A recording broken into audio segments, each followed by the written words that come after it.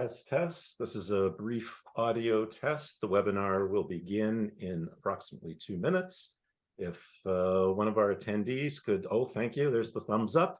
So it looks like the audio is working and the webinar will begin in 2 minutes.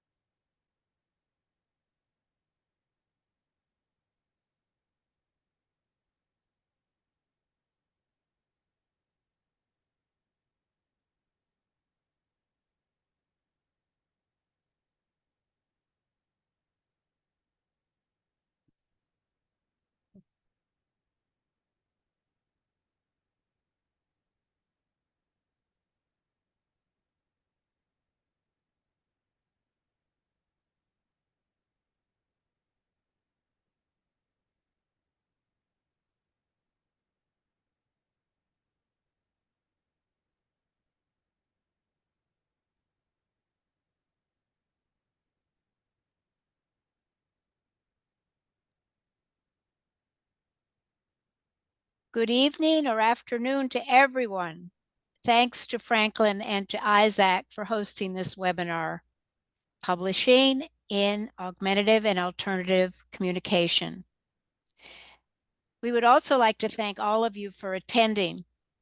My name is Sarah Blackstone and I will be moderating the webinar. It is an honor for me to do that. So here's what's going to happen. We will have a presentation from our panelists. Then we will have time for panelists to consider the questions that you can type in the Q&A at the end of the webinar. Feel free to type these questions at any time during the presentation.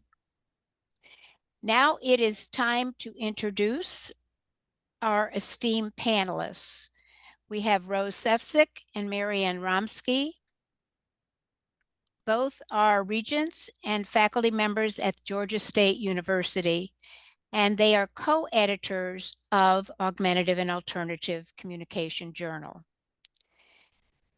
Melody Baker is the portfolio manager at Taylor & Francis, the journal's publisher. If Jackie Brown is able to make it, she will also participate. She is the editorial assistant for the AAC Journal. Okay, take it away. Thank you so much, Sarah. And thank you all for joining us. If we look at the first image, it's going to tell us, MaryAnn,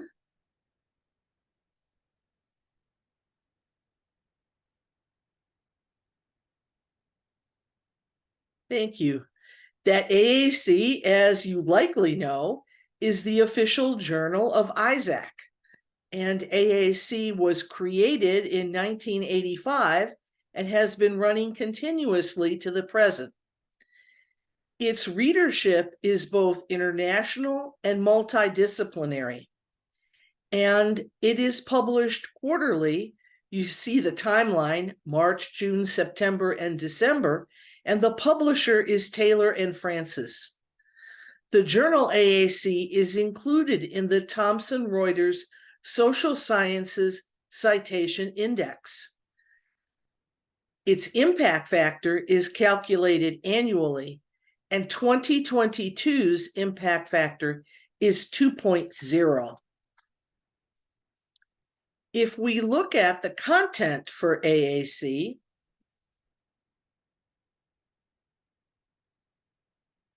we see that the Articles are of scientific focused in nature. They're related to the field of augmentative and alternative communication, and they include everything from reporting research that describes assessment, treatment, rehabilitation, and education of people who may use or have the potential to use AAC systems to communicate. Papers might also discuss theory, technology, and systems development that are relevant to AAC. And there's a broad range of topics in the journal, and it reflects the development of this field over time, and importantly, internationally. If we look at the types of manuscripts that AAC publishes, they fall into the following categories: research articles that may include reports on intervention and/or on technical notes. There may be systematic reviews and meta-analyses. Some articles may be in the form of a tutorial. Others may be forum papers or case studies. So why do you want to publish in AAC? We hope it will be to share your research studies with our interdisciplinary audience, and it also includes open access opportunities. You'd also want to publish in AAC so that you can contribute to the knowledge base of the field and to archive your scholarly contributions to the field of AAC as well. Next, our colleague, Melody Baker, will talk about details of the journal and its metrics. Thank you, Rose. I just want to take a few moments to go into some detail about the journal metrics. Metrics can be a really useful quantitative tool for helping you decide where to submit a manuscript. However, any one metric tells only one part of the story of a journal's quality and impact. Each metric has its own limitations and should never be considered just by itself. The impact factor is probably the most well-known journal metric. However, it's important to remember that a higher impact factor, wider ranging journal may not be the best place for your research. A journal with a smaller impact factor, but a more specific focus could likely be read by the audience you are trying to reach. Other metrics you may use in conjunction with the impact factor are the site score, altmetrics, the source normalized impact per paper, and the Schmigo journal rank. But please always remember that citations are not necessarily a measure of quality. Therefore, non-citation metrics such as a journal's usage, speed metrics, and acceptance rates can help and be more objective for you. A journal's usage is the number of times articles are viewed or downloaded, which can give a quick impression of the journal's size and reach. Speed metrics can give you an estimate of how long different stages of the publishing process might take, and a journal's acceptance rate is an indication of the number of submissions it receives for each article that's eventually published. You should be able to find most of this information on a journal's website. And on this slide specifically, you can see an example of the metrics on a Taylor and Francis article. This shows the number of views, the citations, the altmetric score that this article has had. For anyone who's unfamiliar, altmetric gives an idea of who is talking about this article on platforms such as Twitter, blog posts, and news posts, and it's one way we measure how an article is being received. Now I'm going to talk to you a little bit about open access. So open access offers greater visibility, transparency, and impact, making content freely available online to read. Oh, sorry. Thanks. Your manuscript can be read by anyone, anywhere, without having to worry about any kind of subscription or blocker of any sort. It can also make content reusable by third parties with little or no restrictions based on the open access license that you choose. And articles published as open access with Taylor and Francis typically receive 32% more citations and over 6 times as many downloads. Your funder or institution may encourage or even mandate open access publication, and they may have funds available to cover charges. So it's important to check with your librarian or your funder to see if that's available to you. And Taylor and Francis will cover 100% of the cost of open access charges for authors from low income countries and 50% of the cost for authors in middle income countries. And now I'm going to turn it over to MaryAnn. Hi, everybody. We're going to continue and talk a little bit about manuscript preparation process and start by talking about writing your manuscript and starting out by saying write first and edit later, but don't forget to edit because it's really important. Keep it simple. Complicated ideas expressed plainly are the best way to go.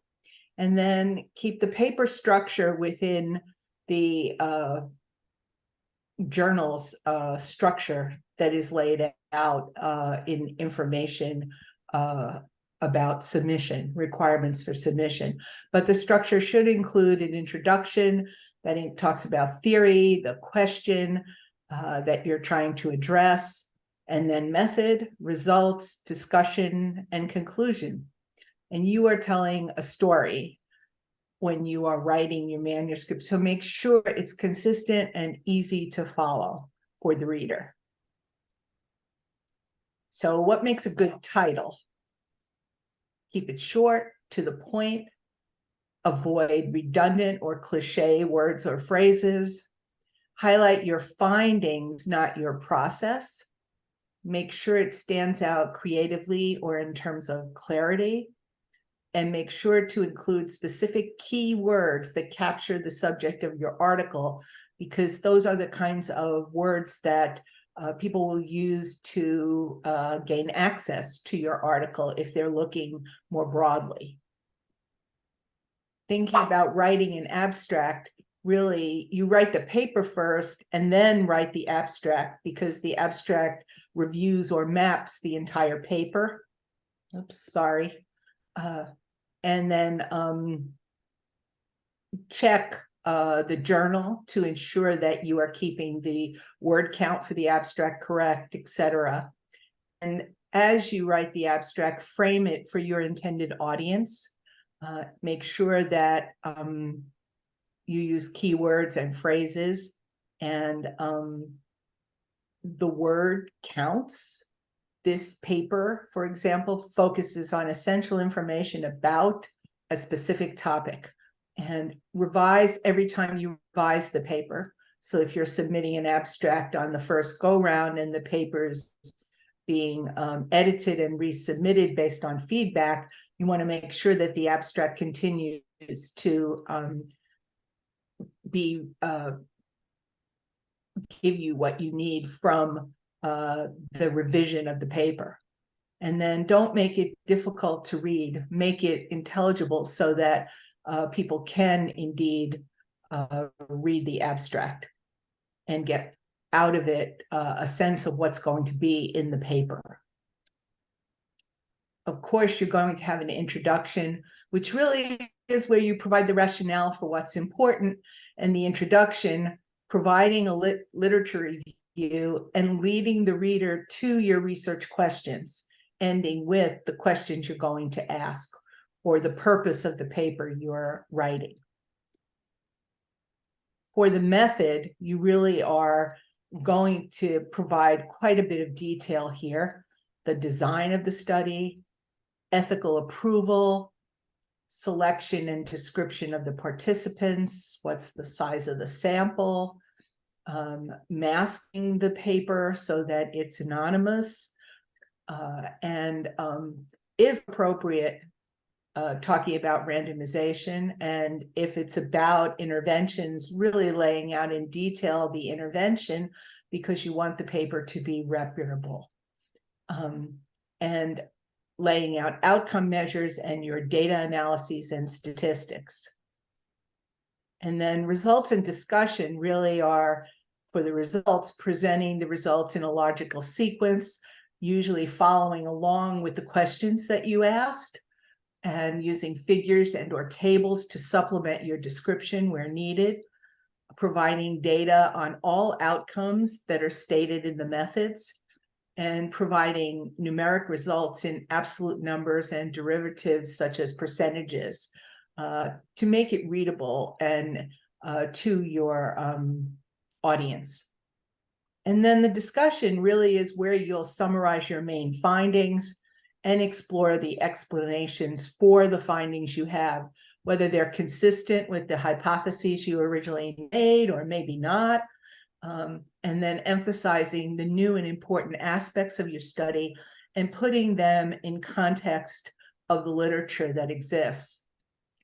It's always critical to discuss limitations that studies have. Clearly, while we all hope that our study is perfect, no study ever is, and there always are limitations. And include implications and future research directions that you see to move the field forward. And then link your conclusions to the original aim of the study so that you really bring the paper full circle, so that where you start is where you end with what you were trying to get at in the study. And I'm going to turn it back over now to Melody, who's going to talk a little bit about ethical approval as well as some other issues. Thanks, MaryAnn. So now you got to this point, and it's also the best time to think about any ethical considerations for the research and publication process. If you're sharing data from clinical trials or any commercially funded research, you must ensure that ethical approval for all protocols from the local institutional review board or other appropriate ethics committee was obtained prior to the study completion. Retrospective approval should really be avoided. A statement confirming ethical approval must be included with your manuscript, and it should provide details of the name of the ethics committee or the permit numbers where available. If the study was multinational, make sure you receive ethical approval from those local regions and include details of each. And if ethical approval has been waived, or if the study is a non-interventional study, please make this clear in the manuscript, as readers will usually need to know. There are also a variety of specific reporting requirements that you'll need to adhere to depending on the type of research and your study design.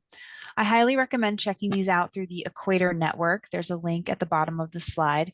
And you can look here to find the guidelines of every kind of study, from Prisma to Consort, Strobe, mostly the common study formats. Next slide, please. So now I'll talk a little bit about data sharing. What do we include in data sharing? Mostly spreadsheets, results, images, photographs, video, music, survey responses, annotations. And the objective of sharing this information is to increase the transparency and reproducibility of your research. This helps enable open research alongside open access publication. Data sharing aims to be, if not already, in the background, one of the main pillars of open research. Data sharing can also increase the speed of discoveries and advancements and create a more open and ethical field. All right, next slide, please.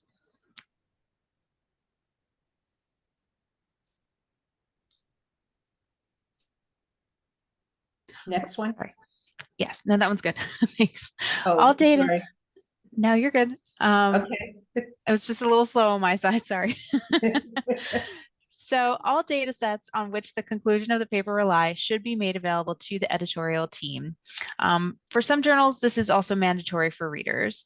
Just keep that in mind as you decide which journal to publish in. And data should be deposited in suitable repositories that include persistent identifiers, version control, etc. Sensitive data should only be made available via a managed access route. We don't want that available to everyone all the time. That has to be managed very carefully. And so what would be sensitive data? It'd be any data set which contains detailed information about something that is expected to be kept confidential.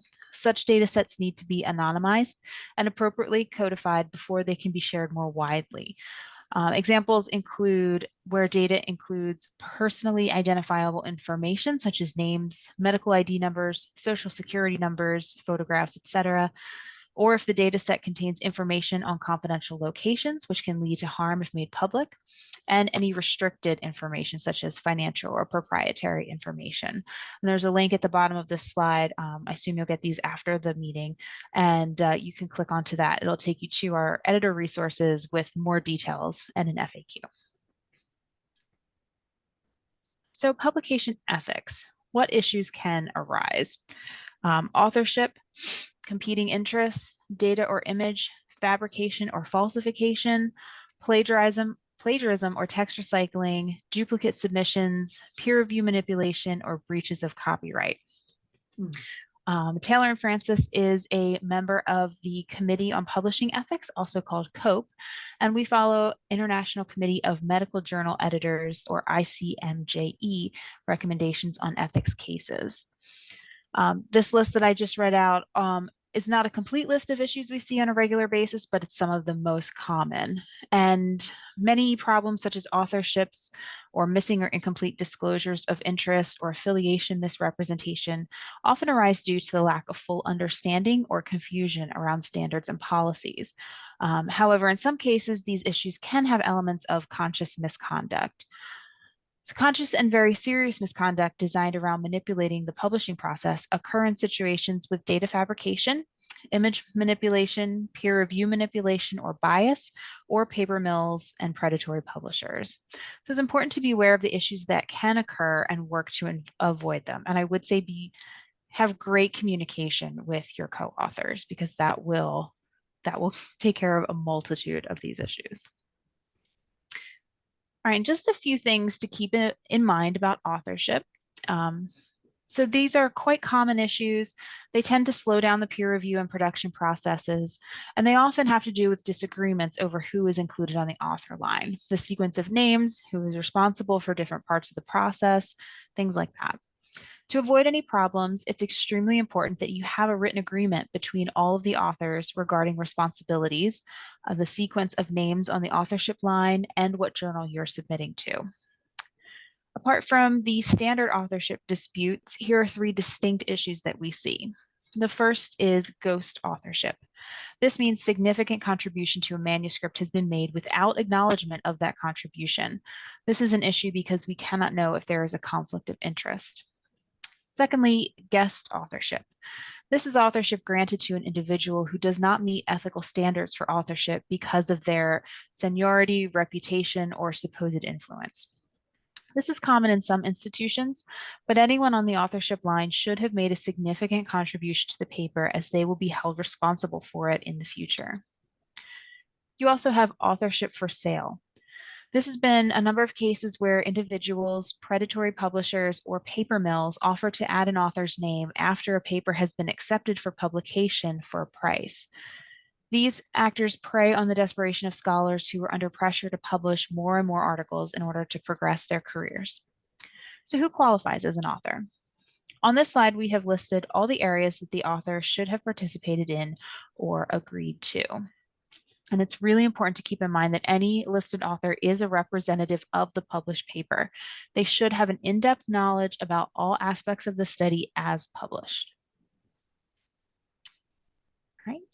All right, next slide, please. All right, duplicate submission is an issue that a lot of first-time authors really just aren't aware of. You can only submit to 1 journal at a time, and this is a requirement from Taylor and Francis and most other publishers. Why is this a problem? Well, when you submit your paper to a journal for review, you are committing to publishing in that journal. And the authors or the editors and reviewers will use their time and resources to review your paper and help you improve it. You can only publish a paper once. There can only be 1 version of record.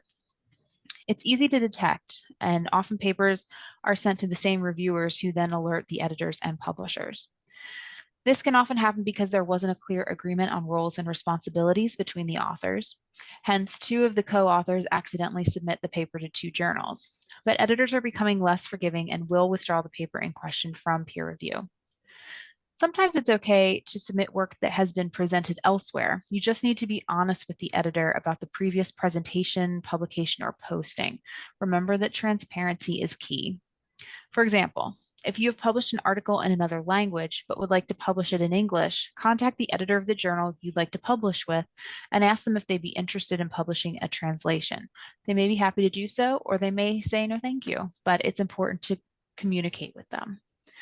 Similarly, with data presented at conferences, it's not unusual to publish an article that's based on content presented at a conference. Just make sure to clearly state that the data or an earlier version of the paper was presented at a conference. And preprint servers, they're usually a big question, but they're no longer an issue for most journals. Most journals and publishers expect that some version of your work will have been in a preprint server.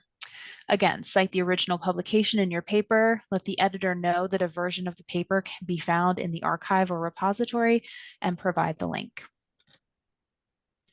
Now I'm going to turn it back over to Rose and MaryAnn.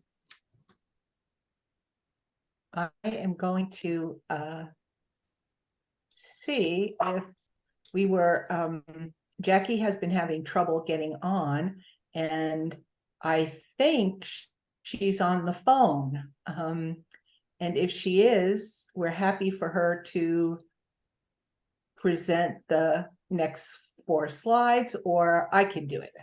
I am not Jackie, though. I just want to be clear about that. I do not have the editorial skills. You there, Jackie? I'm here.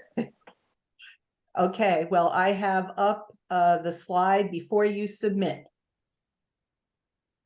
If you would Okay, like just to do it, or I can do it, whatever works for you.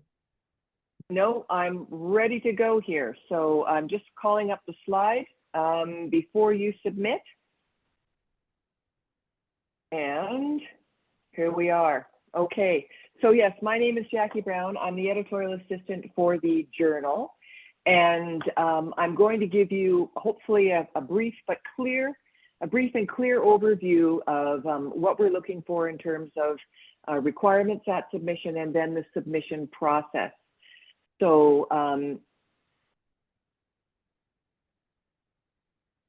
before you submit there's a very important step, and that is to go to the journal and to review any articles that you can get through the website or through hard copies.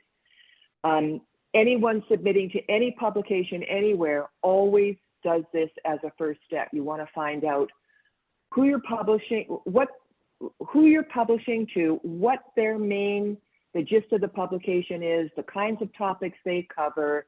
You want to get a feel for the people you want to publish to. You want to understand the readership.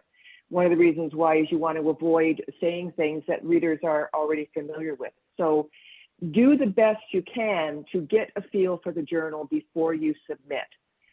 Then it's important to look at the aims and scope of the journal and make sure your article, the article you'd like to submit, is a good fit for AAC, and that you label it accordingly. Make sure that if it's a research article, it is a research article and not a research note or another type of paper. So read the aims and scope, which describe the types of articles we take, and make sure you label yours accordingly. The next thing that you need to do, and this is also a very important step, is email the editorial office for a copy of our requirements at submission.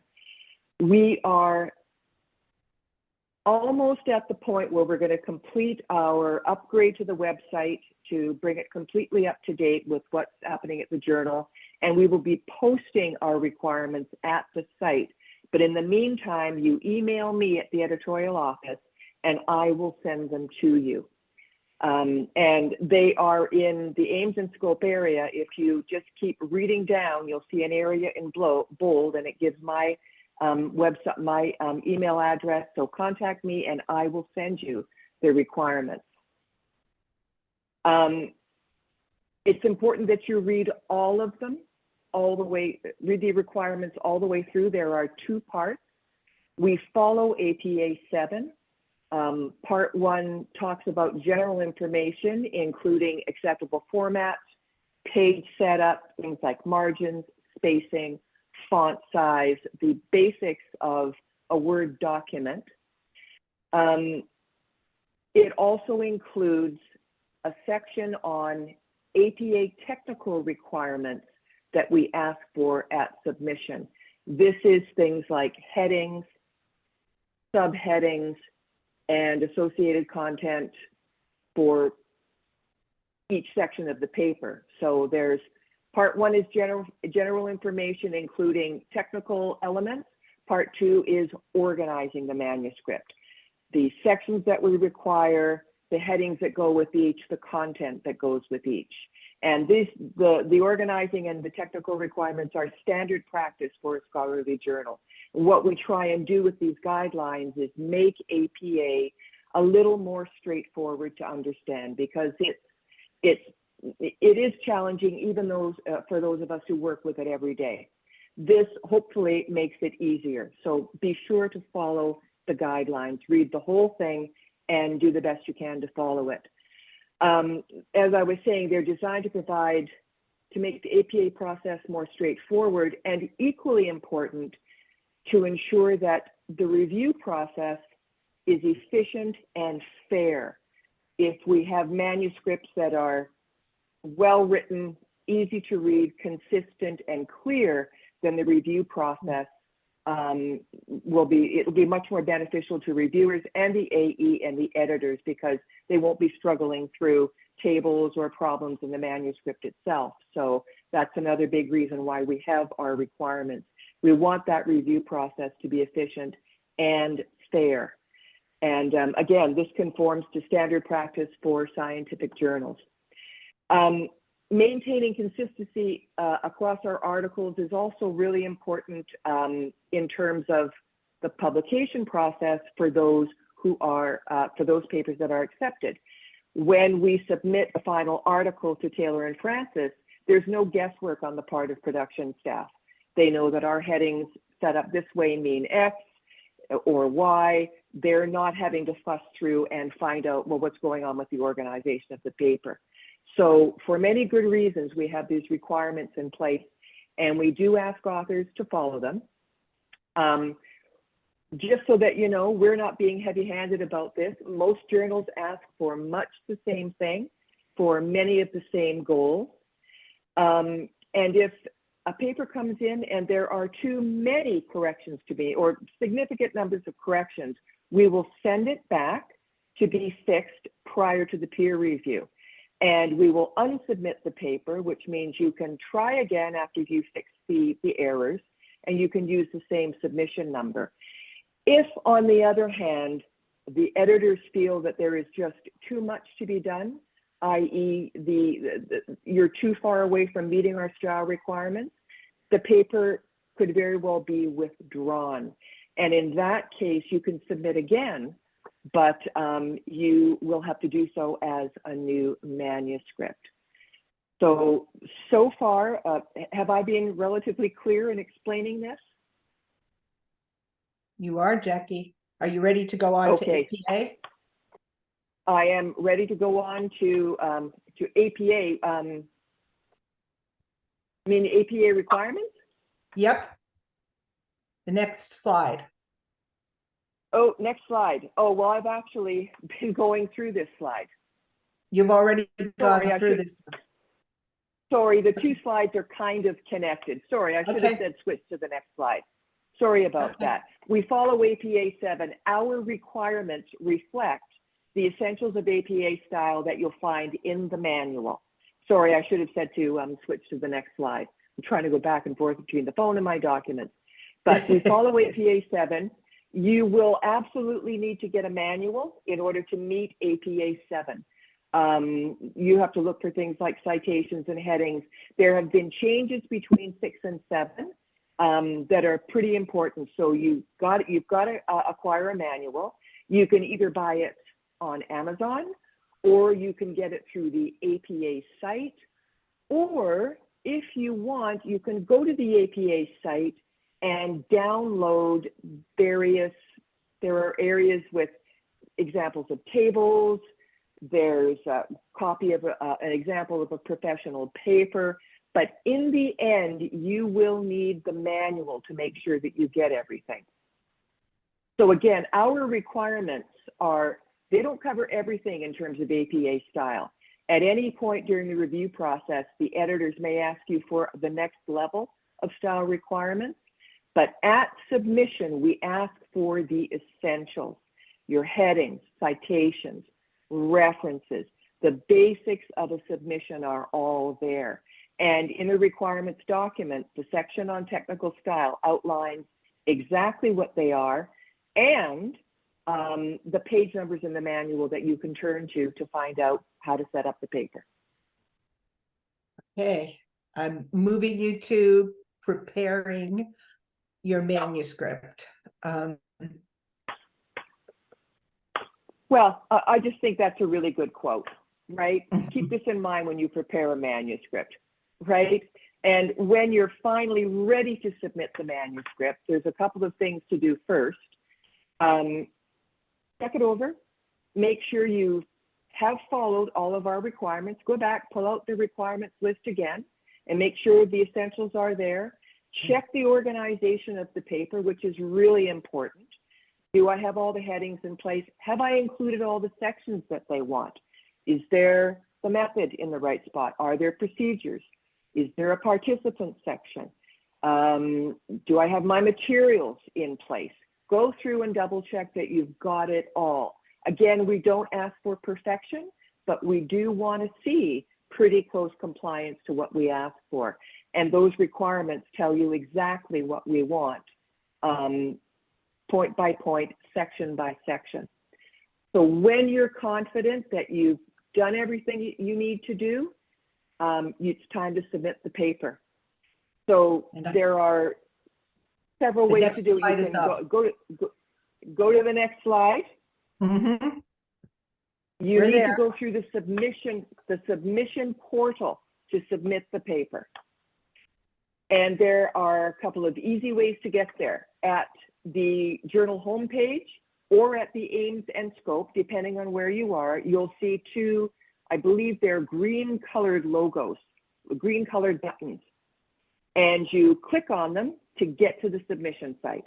I think it says go to submission or ready to submit, but they're pretty evident on those pages. And you will be taken to the submission portal. You sign in with your ID and password, or if you haven't yet done so, create an account and then follow the steps to submit the paper.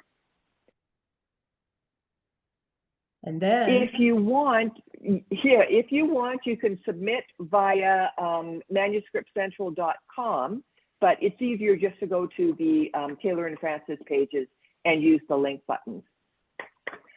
Right. Once Thank you, the paper Jackie. is submitted, oh, I was just going to say, I was going to conclude that once the paper is submitted, we will be alerted that it's in. It will be checked for compliance to our submission requirements. And that's the end of the process from there. And then we will start the review process, which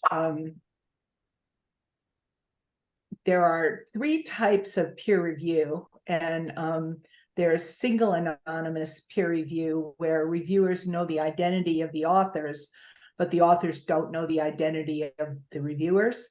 Then there's double anonymous where reviewers do not know the identity of the authors and the authors do not know the identity of the reviewers.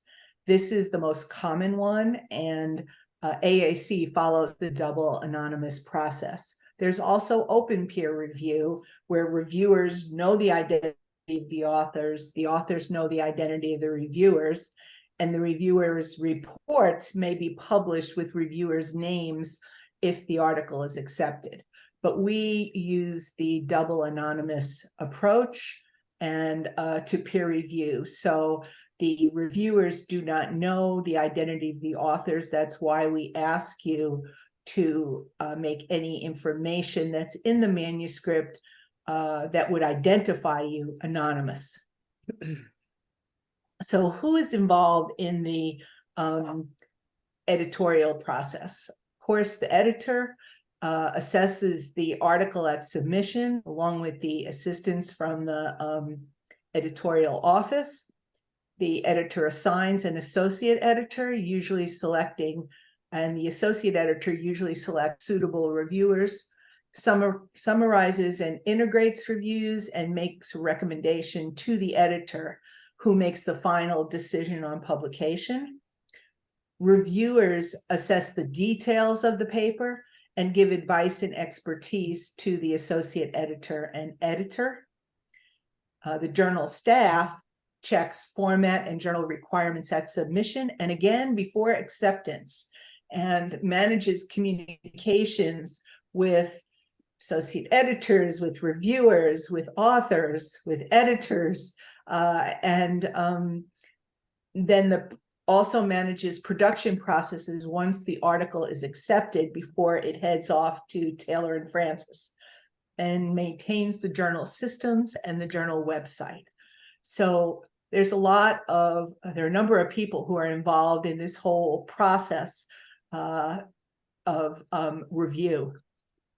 And currently, as you know, Rose and I are the co-editors of the journal, and this is a list of the current associate editors that we have for the journal. And this will be in the PowerPoint as well. And the AAC review process, manuscript is received by the office. It's reviewed for appropriate content and journal style. Again, APA 7 style. The associate editor is selected and receives the manuscript. And reviewers are selected. They receive the manuscript. Reviews are returned to the associate editor. And the associate editor synthesizes the reviews and makes a recommendation to the editor. And then the editor makes the final decision. And you can see here that you would receive a recommendation that then the editor would make in terms of your particular manuscript as it goes through the process. So what are reviewers looking for? Reviewers in their evaluation, we ask them to look for a number of things. We ask them to look for the significance of the manuscript to the field, the appropriateness for the field, the appropriateness of the design, the appropriateness of the statistical analysis, and if in that case we have any questions about the statistical analysis, we have a statistical consultant who we refer to and get guidance from on that. And general quality of the research, appropriate references to the literature, and then very importantly, the quality of the writing, the organizational clarity, and the style of the written document. These are all the things we ask the reviewers to look at for us. And then we also look at manuscript originality. So we look at issues of plagiarism, and look to ensure that there isn't a large amount of content that comes from other sources directly. And we look for text recycling or self-plagiarism, so excessive repeated use of your own work, whether it's figures, data, text, ideas, that might lead to redundant publication or distorts the scientific record. And the journal, through Taylor and Francis, uses Authenticate, a software program that assesses originality. So we put each manuscript at some point during the process through Authenticate to ensure that it does not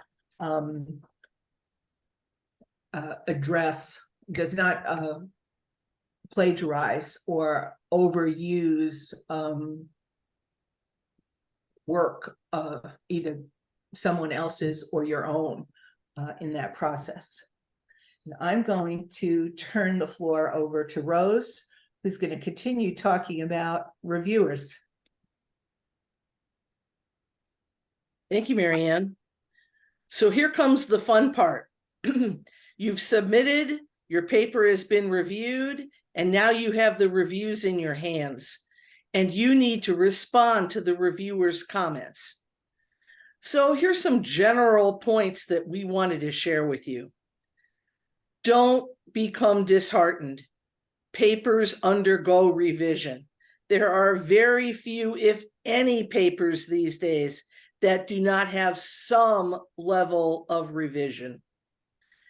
It's really important to carefully read the decision letter, aka the decision email that you receive from the editor and the associated pieces to it.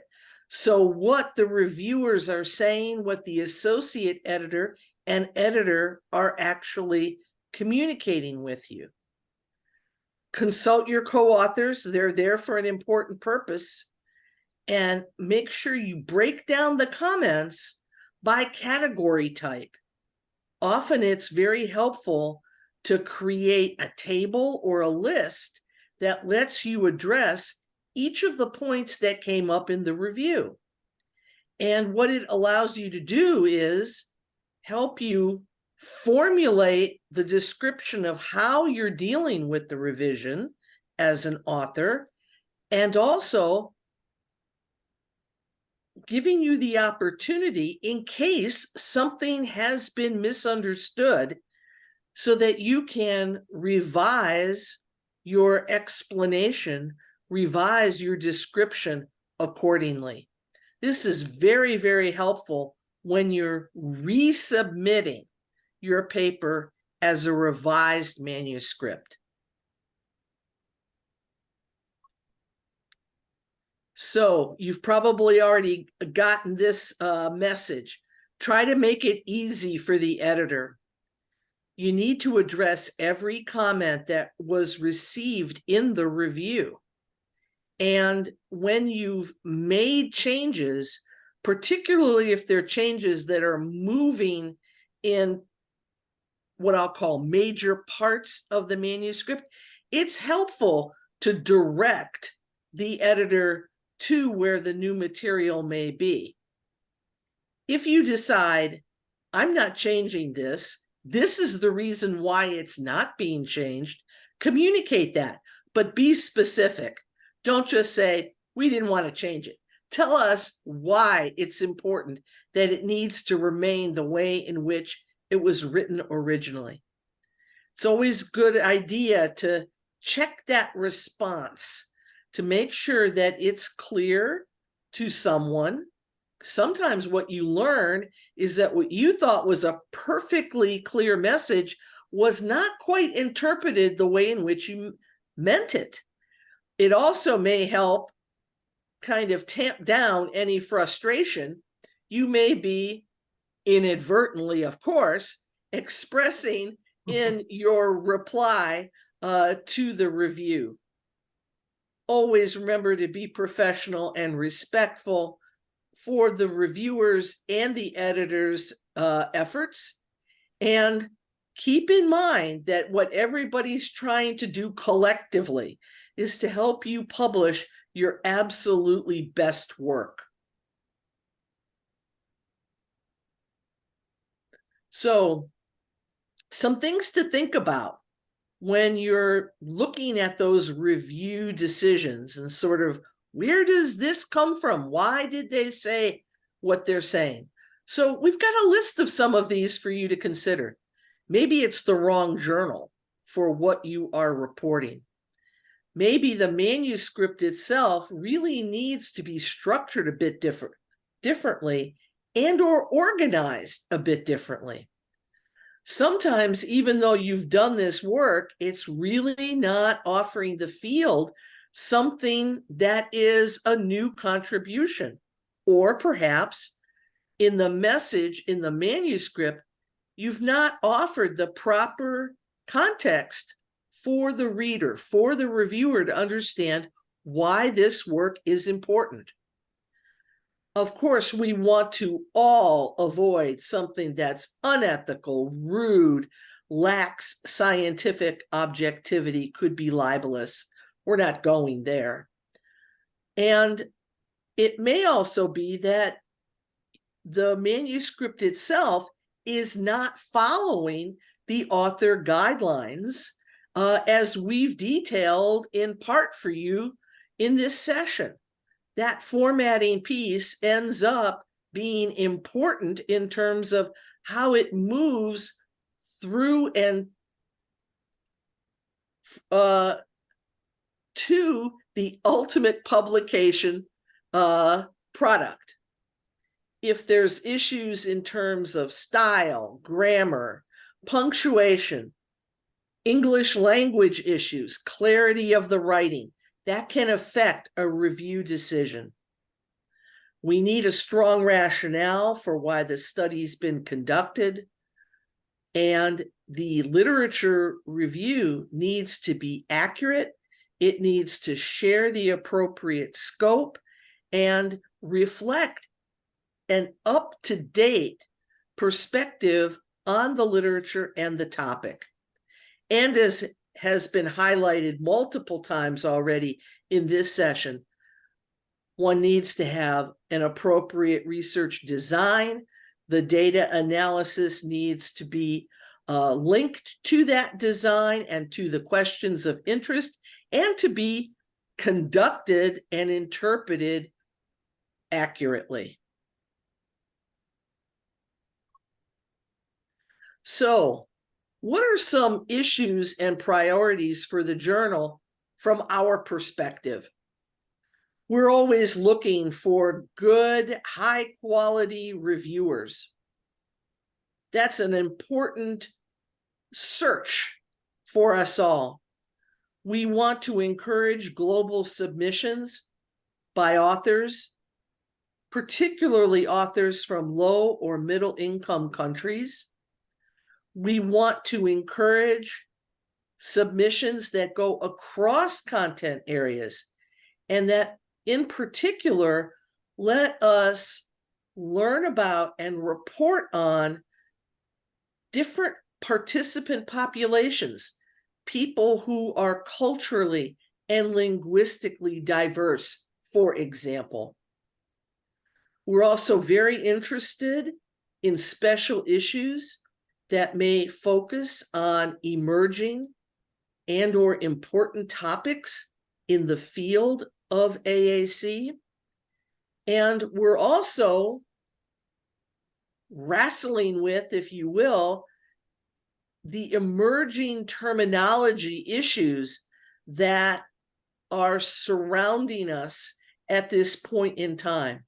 There's a citation here to a communication first material and the words we use. So this idea of how we're using our words to describe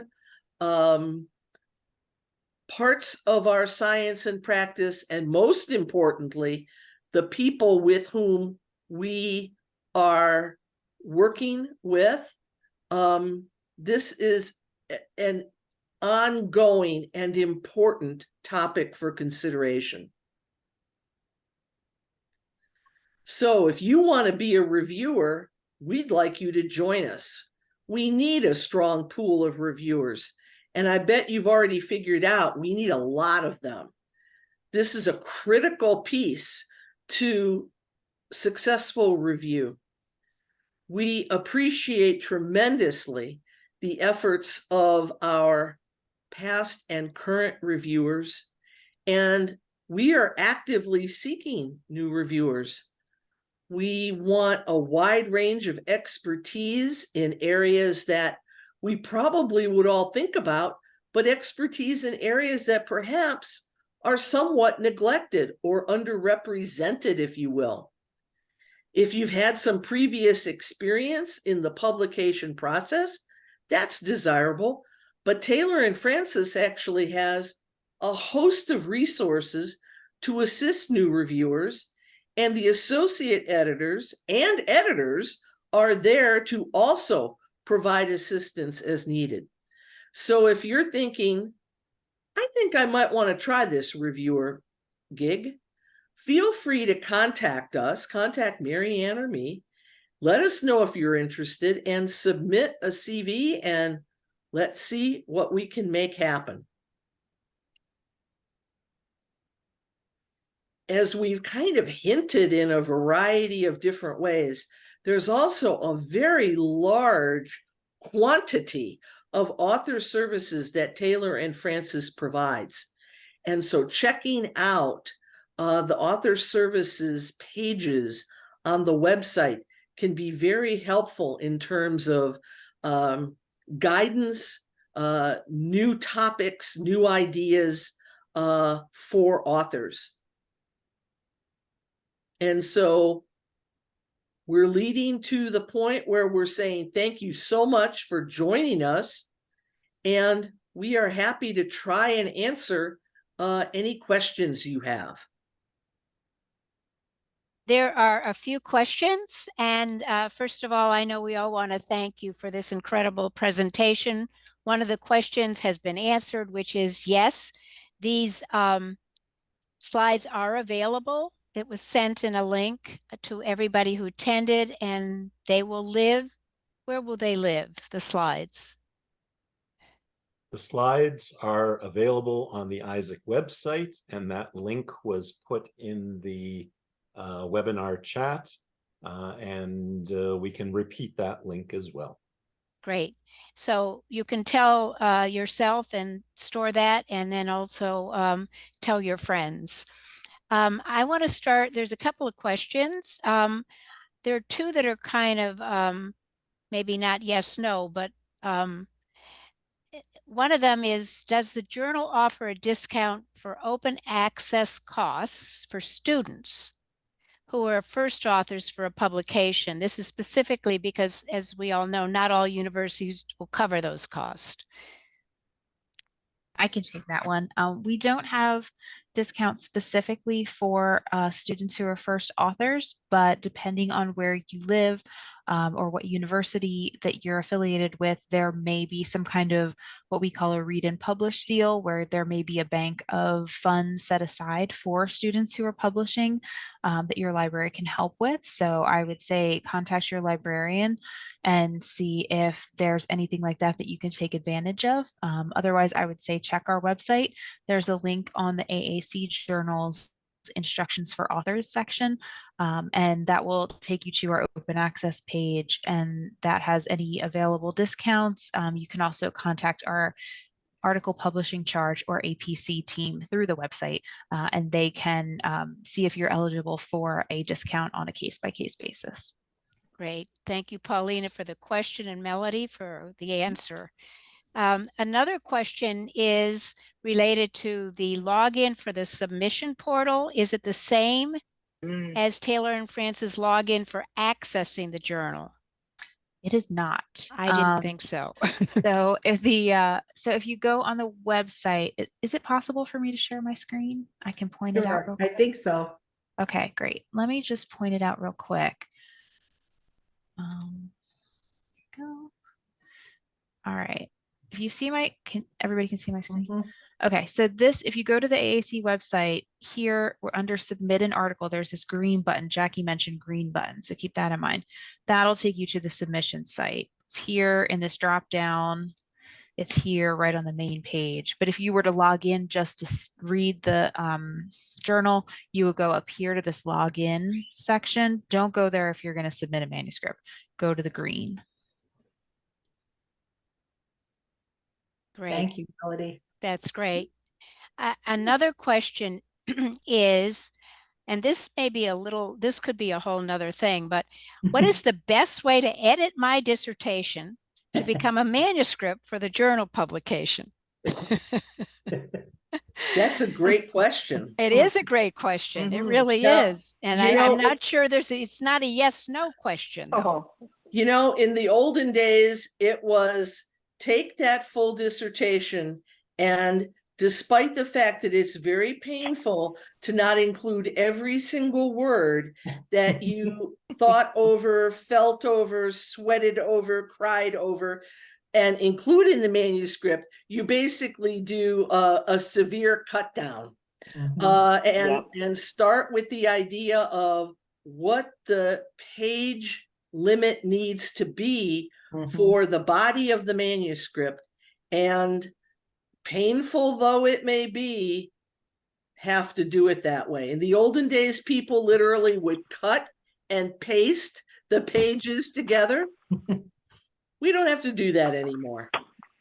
No, it's easy. And Right. I think that the other thing is to take the format of the what the requirements say, that there's formatting there about what an article looks like, and then try to take each piece of your dissertation and put it in there, and then do what Rose says by cutting it back, and then have your whoever your if you have a co-author, if your advisor was your co-author, have them read it and make sure that you're not leaving out pieces that are important, or that you could leave out more to make the page limitation and all for the manuscript. That's great. There's a related question. Nancy said that she's unable to find any page limits when she was on the website. Are there current guidelines regarding length? And I know the answer is yes. The answer is yes. It's 35 pages for a research article, and then, am I right, 25 pages for a research note and 20 pages for a forum note. The page limits are in the requirements at submission on the first page. So they're there, Nancy, that there are page limits. And for some reason, Franklin said he would like to answer that question. Franklin? No, that's not a question Okay. that I have All right, the then expertise. stay out of Nancy's thing there. Okay. So, and now we'd like to recognize that Edina from Ireland is asking a question. Okay. She thanks you all for the presentation. She has two questions. First, with a journal, does the journal require access to raw data sets, or is it the data output? So we do not require access to raw data sets. We ask the author to indicate whether their data are in a repository, or whether the data could be available, the raw data could be available from the author. So we ask them, related to data sharing, to be able to indicate that for us. But there isn't a specific, they don't have to do one specific thing. I don't know if Melody wants to add to that in any way. We've been talking about this data sharing issue quite a bit. Let me ask the second question then, because it's definitely connected. Is it a mandatory requirement of the journal for data sets to be shared via a repository? No, it's not No, mandatory. It's no. encouraged, but it's not mandatory. Just the repositories are good if you plan to share your data at some point, but if you're not planning to, especially if it's sensitive data that you're really not sure how it should be handled, it's better to just not put it in a repository, unless you have one of those secure ones that I mentioned earlier. But no, it's not required. It's just encouraged when necessary. And it is true that more and more, if you have grant funding for your work, that they are asking for you to place your data in a repository, so that the data could be shared if somebody wanted it. So the direction is clearly towards sharing your data and having it in a way that will ensure that it can be available. But there is no mandatory requirement right now that is the case at all. And this was said earlier, but it's very important that at no point someone feels compelled to share data that might identify participants, so that, the protection of the participant really needs to be front and center. And you might want to talk with your own university's ethics committee or institutional review board, depending on the country you're in, and ask them their guidance of how to deal with these issues that are becoming more and more prevalent. Great. So another question is, what email should someone who wants to become a reviewer use? Who and how should they contact you? So they should just email either Rose or I. We should put it in the chat, Mary. Yeah. I was just thinking, okay. Yeah, So it's directly to you too, right? yeah. Please. Mhm. Okay. And they'll put it in the chat. And then another question Can is, everybody see the chat? no, well, yeah, I don't know about that. No, I don't They think can. so. Yes, you can? Okay. Okay. Great. So, is device abandonment still an area that's lacking lots of research? That's a question.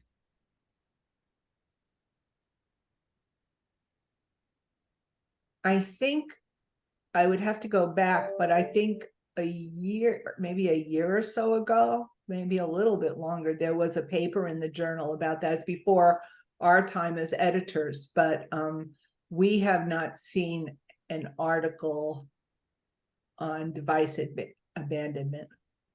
Yeah, I don't think it's a closed topic. Do you, MaryAnn? No. Mm-mm.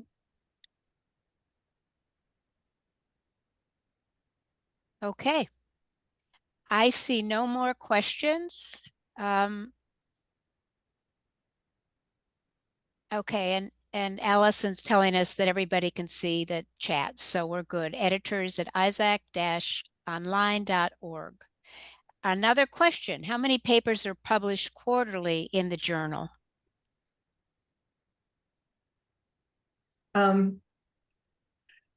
So we, at minimum, have to publish 25 articles a year in the journal, according to our agreement with Taylor and Francis.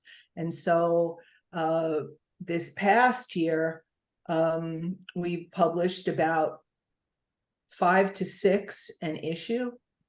But that doesn't mean that that's the only number we would publish. In terms of how many, but we have to at least publish that many during the year. It doesn't require that we have to publish an equal amount in each issue, so it can be variable. Great, And thank you. we are seeing a lot of submissions. This year to date, we have had 116 submissions. That's wonderful. I It's don't a see record. any, pardon? Go ahead, Jackie. It's a record. Wow.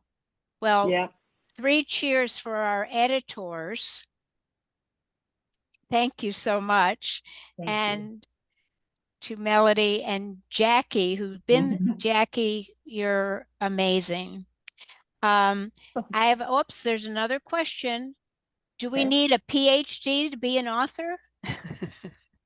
No. No, no, you do not. Okay. And then what are the journal and its reviewers' views on qualitative research? Though I have seen qualitative studies, the evaluation career seems to be focused on numbers and statistical analysis. I think I would say that's not true.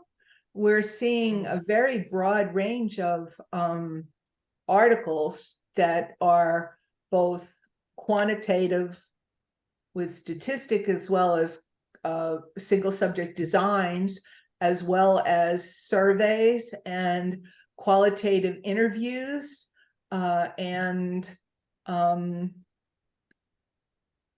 just a very broad range, and many more qualitative studies. We've been reviewing phenomenology studies, Mhm. arrange. Rose, did you want to add there or? I think you captured it. Okay.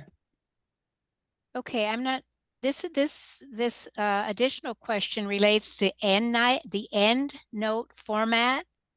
Mhm. It's not easy to revise the second draft of a manuscript based on the reviewer's suggestions when the end note was not formatted. Any suggestions?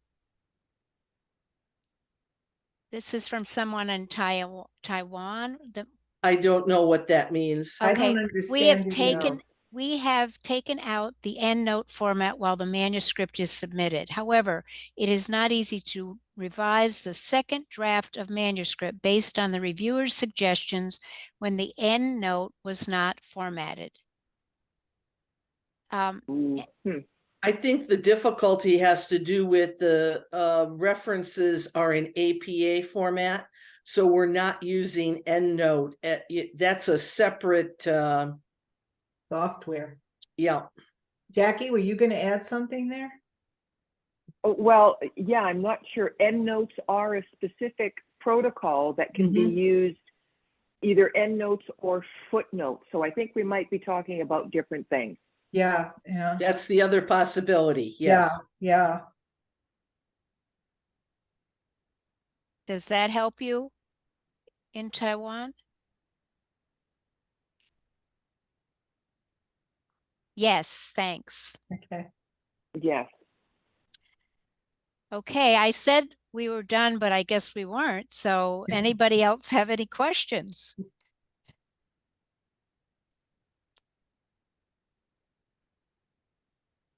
Well, we're seeing clapping and